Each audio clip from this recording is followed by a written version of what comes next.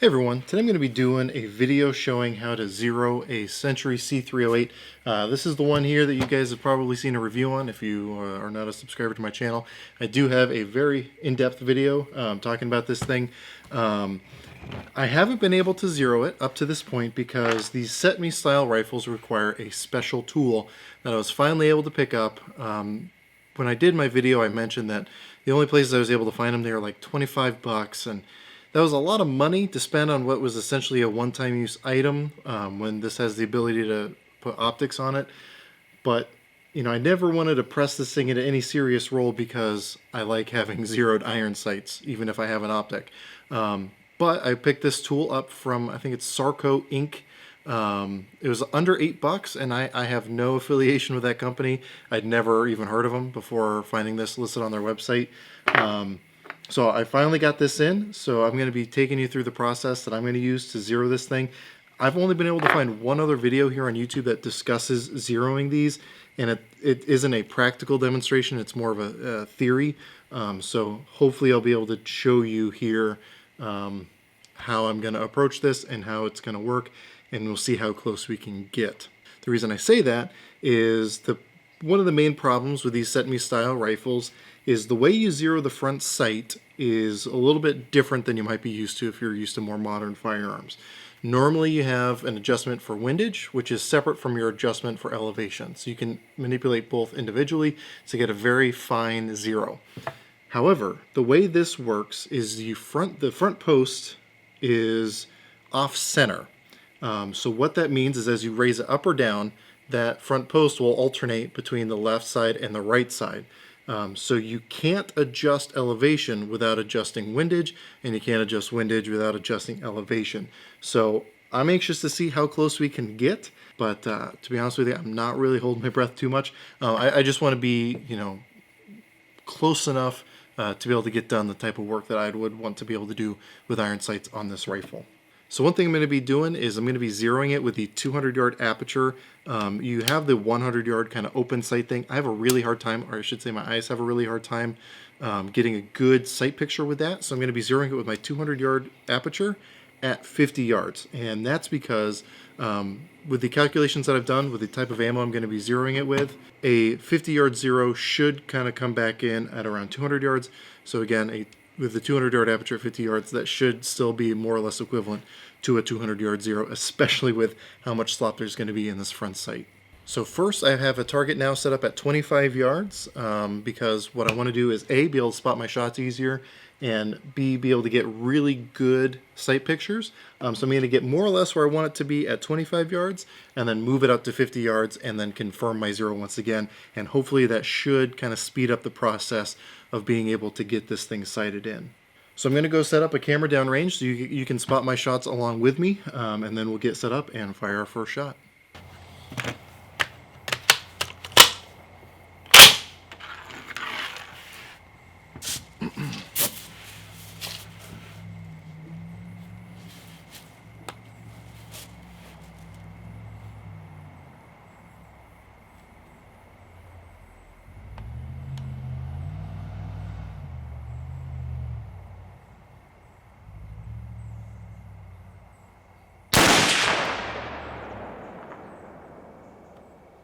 So as you saw, my point of impact was a little bit high into the left, and I was aiming dead center on that center target. And what I want is, because I'm actually shooting at 25 yards, I want this thing to be hitting about 1 inch to 1.5 inches low. Now, the way that this front sight is going to work, because we're adjusting the front sight and not the rear sight, what we're going to want to do is move this front post in the direction of our miss. So we hit high into the left, so I'm going to try to move this up into the left. So the first thing I got to do is loosen up this screw here at the front. Just get that loose. We don't have to take it all the way out, just get it loose. And then I'm going to go ahead and rotate this anti-clockwise to raise it up. But you'll see that as we do that 90 degrees, I don't know how well you'll be able to tell, that actually kicks it off to the right side. So it's the opposite side we want. So now I have to rotate this another 180 degrees in order to get it on the left side. So now our front post is as far left as we can go, and we've raised it up quite a bit. So let's see what that does to our point of impact. And we're going to go ahead and tighten this thing back down just to make sure it doesn't move under recoil or anything crazy like that. We'll see if that was too far left. Let's go ahead and take another shot here.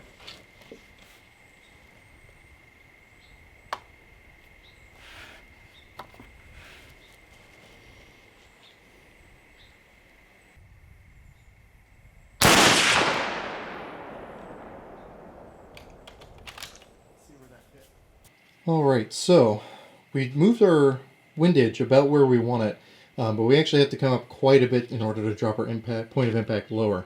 So once again, I'm going to loosen this screw here, and I have readjusted the camera just so you can better see that windage effect of that front post. And so even though I know I'm going to have to rotate it at least 360 degrees to get it back on that left side, and again going anti-clockwise to bring that point of impact down, I'm going to go ahead and do 180 degrees just so you can see how that front post adjusts. I'll just do another 90 degrees so you can see it centered. And then our last 90 degrees to go see it back over there on your right, the rifle's left. And because we have to bring it up so much, I'm just going to go ahead and do 2 full rotations. And let's see where that puts us. Again, tighten this thing back down.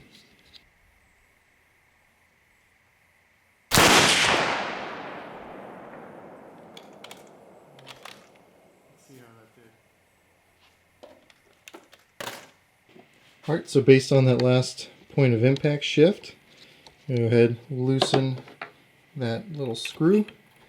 And I want to basically double the shift we just had. So I'm going to do another 2 full rotations. And we'll see if that gets us elevation-wise where we want to be. You might notice my point of impact is still slightly to the left, and again, that's kind of one of the downfalls of the Cetme style, is that's as far as I can adjust my windage. That little front post being all the way on its left side, that's as far as I can get it. But let's see if we can get the elevation at least where we want it and get our windage close enough for government work. Now at this point you've probably noticed that I'm only shooting 1-round groups, and that is intentional for this. Part of that is ammo's not cheap, and the ammo I'm shooting I know shoots really well out of this rifle. So to me, knowing again what this rifle is capable of with this ammo, it would be wasteful to shoot 3-shot groups when I'm still trying to get my rough zero. However, once we do get our rough zero and we move out to 50 yards, then I'm going to increase the round count just to make sure that our zero is good to go. If you want to shoot 3 to 5 round groups every time you make an adjustment, feel free, but that's going to get really expensive really quick, especially when you're shooting some of this nicer ammo. So let's see if we are where we want to be at 25, so then we can move on out to 50 yards.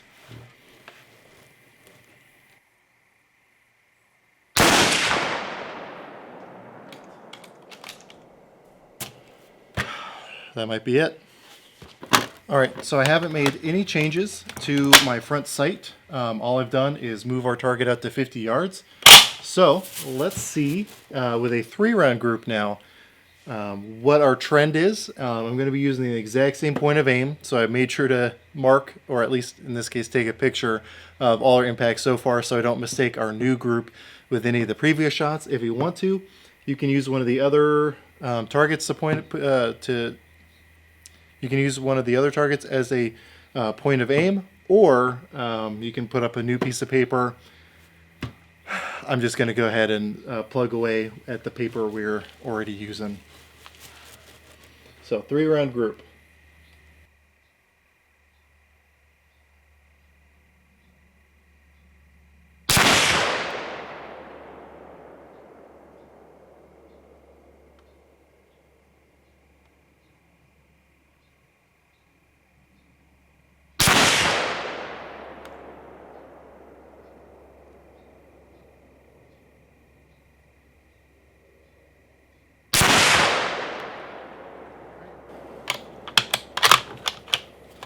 let's see how we did.